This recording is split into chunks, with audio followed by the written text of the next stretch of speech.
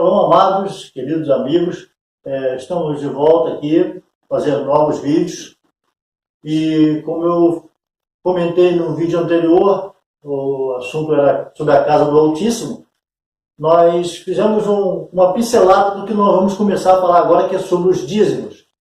Se você quiser saber, né, sobre esse assunto, sobre a casa do Eterno, só acessar o link aí abaixo, tá, que vai estar informando que nós demos entrada para fazer esses novos vídeos, falando sobre o dízimo. Até porque o dízimo está ligado à casa do Altíssimo, como já sabemos que somos nós. Para você que está chegando aí, talvez não tenha noção do assunto em si, quem é a casa do Altíssimo, ele mora numa casa de pedra, ele mora em nós. Assista aos outros vídeos falando sobre a casa do Eterno, que está em detalhes toda a má interpretação que foi feita dentro desse assunto, tá bom? Sobre a casa do Altíssimo. Então, vamos dar início ao dízimo. E é claro que nós temos aí uma trilha a fazer, né? Um caminho a fazer, porque esse é um assunto muito debatido, criticado, né? Tanto de um lado como outros que apoiam, os que não apoiam. Pessoas têm feito interpretações sobre a questão financeira, onde se há necessidade para todo grupo. Todo grupo precisa de dinheiro para circular por causa das suas necessidades, não importa quais necessidades que são. A respeito da igreja, né, a congregação, do Altíssimo, a qual Yahushua, o Mashiach, Jesus, o Messias, é o cabeça, isso tem sido muito discutido, se é para dar dízimo, se não é para dar dízimo. Então nós vamos trabalhar a ideia da Escritura Sagrada. O que, na verdade, nós podemos se alimentar dentro daquilo que a Escritura nos informa. Não a minha opinião, não a opinião de Ciclano e Beltrano, mas o que as Escrituras informam sobre isso. Então, vou dar início a falar o seguinte. Dízimo era alguma coisa que estava no plano do Altíssimo? De forma nenhuma. Até porque não era desejo dele que houvesse pobres e ricos na sociedade, né? No planeta Terra. A criação do homem foi para que todos os homens tivessem igualdade, vivessem em plena harmonia, em que todas as famílias da Terra vivessem como irmãos. Nós sabemos que isso deu errado, né? Então, vivemos hoje dentro de um relacionamento baseado em grupos, né? Grupos denominacionais, religiosos, de vários conceitos religiosos, de várias linhas, né, religiosas, e cada um vivendo da forma com que acredita. Então, se nós nos basearmos dentro da Escritura Sagrada para adquirir uma visão do que realmente precisa ser feito, a gente tem toda essa orientação, né? Os apóstolos foram os homens em que o Mashiach preparou para ser treinado a fazer a propagação do Evangelho em toda a face da terra. A ordem dele, né? Para ir por toda a terra e pregar o Evangelho, a boa notícia do reino. E esses homens foram os responsáveis para anunciar a sã doutrina. Foram eles que escreveram, foram eles que nos ensinaram a doutrina que o Mestre ensinou para eles. Nós temos uma grande dívida com esses homens, né? Porque eles foram os precursores do Evangelho. Então, tudo que a gente tem como referência são desses homens, né? Baseado no Novo Testamento. Temos também os profetas que fizeram sua parte, os líderes do passado, Moisés, por exemplo. Então, dando início à questão dízimo, que representa 10%, por isso que a palavra dízimo, né? Se fosse 20%, qual seria o termo usado? Vigízimo? Eu nem sei, né? Então, qual o termo seria usado? É dízimo, né? Então, vamos lá. O problema está nesse valor, o problema está nessa questão da palavra. Qual era a finalidade que o dízimo foi estabelecido? Tá? Vamos lá, foi acontecer aqui, um livro que caiu aqui, gente. Tá? Um livrinho que caiu aqui. Então, o que acontece? Nós precisamos entender se dar dízimo é errado, né? Qual é a finalidade do dízimo? Para que foi estabelecido? Por que o Eterno separou, né, a tribo de Levi para fazer o sacerdócio e ela recebia esse dízimo? Então tem algo a mais além disso, né? Dessa discussão. Nós vamos... vou falar mais do que mostrar em textos, tá? Quem quiser, depois procura na Escritura para fazer a sua avaliação. Nós sabemos que a palavra dízimo ela é apresentada, tá, na Escritura, no caso de Abraão e Melquisedeque. Abraão vai libertar lá o seu sobrinho Mó e depois que acabou a guerra, Abraão vai dar o dízimo a Melquisedeque no despojo de guerra.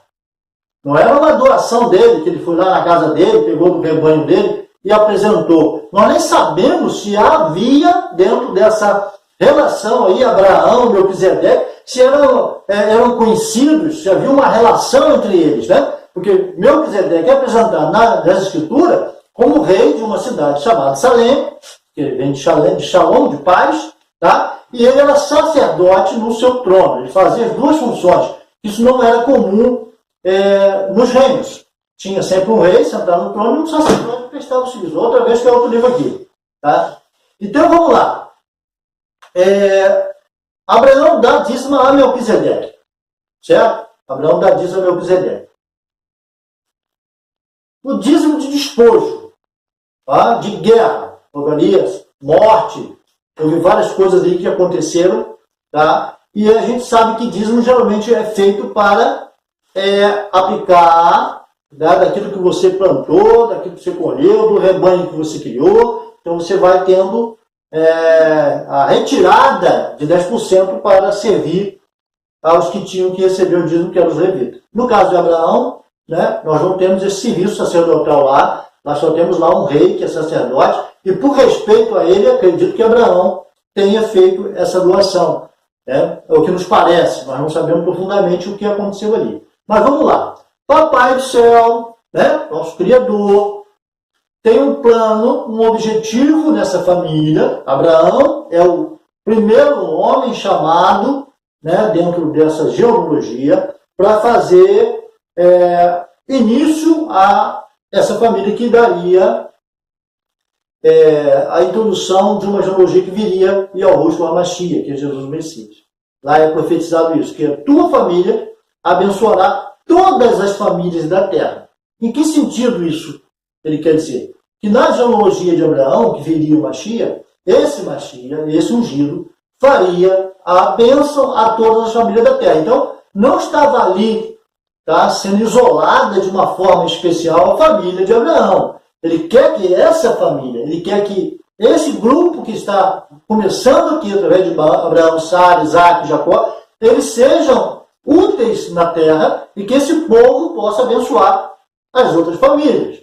Tá? Então, dentro desse plano, o Eterno vai começar com Abraão. Tá? Nós sabemos que Abraão gerou Isaac, Jacó 12 filhos. E a gente vai entrar agora na situação de Moisés, né? Ter que libertar o povo lá no Egito. E é liberto, o povo sai do Egito, entra no deserto. E quando há um momento logo recente, né? Aproximadamente aí 50 dias, aproximadamente da saída do Egito, o Eterno chama Moisés para subir no monte para receber os 10 mandamentos lá nas pedras.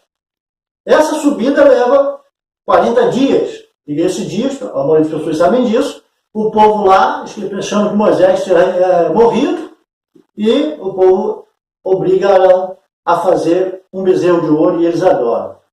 Só que o que acontece?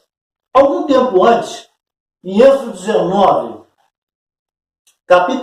versículo 5, 6, capítulo 19, versículo 5, 6, o Eterno faz um comentário muito legal que a gente tem que lembrar. Está escrito assim, ó: agora, pois, se diligentemente ouvides a minha voz e guardardes a minha aliança, então sereis a minha propriedade peculiar dentre todos os povos, porque toda a terra é minha, então todos os povos é dele também.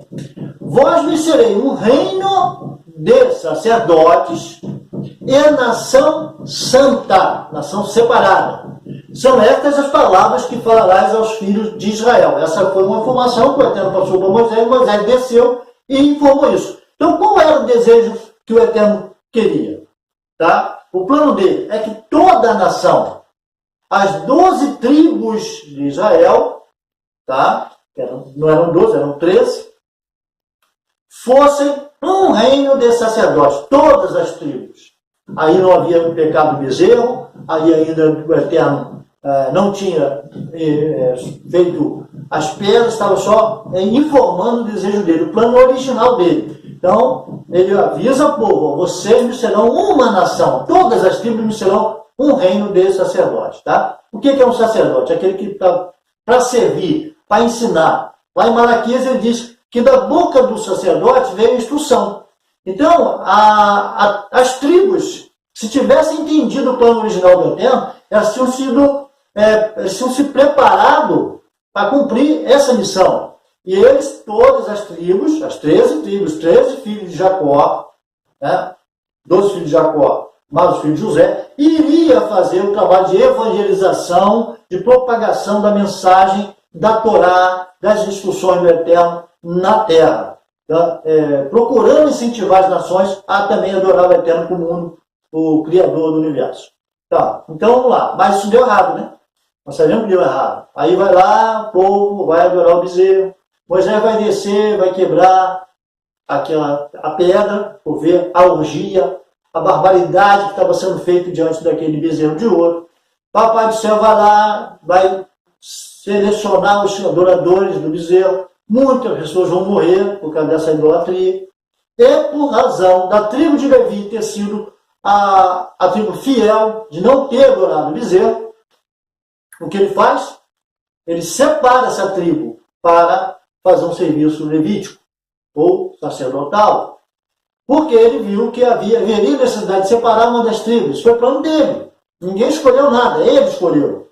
Manda Moisés subir de novo no monte, mais 40 dias, e lá ele vai refazer a pedra, ele vai escrever de novo na pedra, e ali ele vai dar o desenho do santuário, né? Ele vai dar as leis cerimoniais, a lei de sacrifícios, tá? Dentro daquele plano, né? Porque ele sabia que se ele andasse na presença do povo ali, no deserto, ou na história de Israel, e o povo viesse a pecar constantemente, ele acabaria exterminando o povo todo, e o plano dele ia para água abaixo. Mas ele não queria isso, que ele ia fazer? Ele preparou, tá, esse trabalho temporário para que pudesse ser a nação purificada dos seus pecados, através desse serviço sacerdotal. Tá? Então, dentro desse novo plano dele, porque o plano de que todas as tribos foram sacerdotes, selecionando a tribo de Levi, ele vai precisar fazer algumas reformas, algumas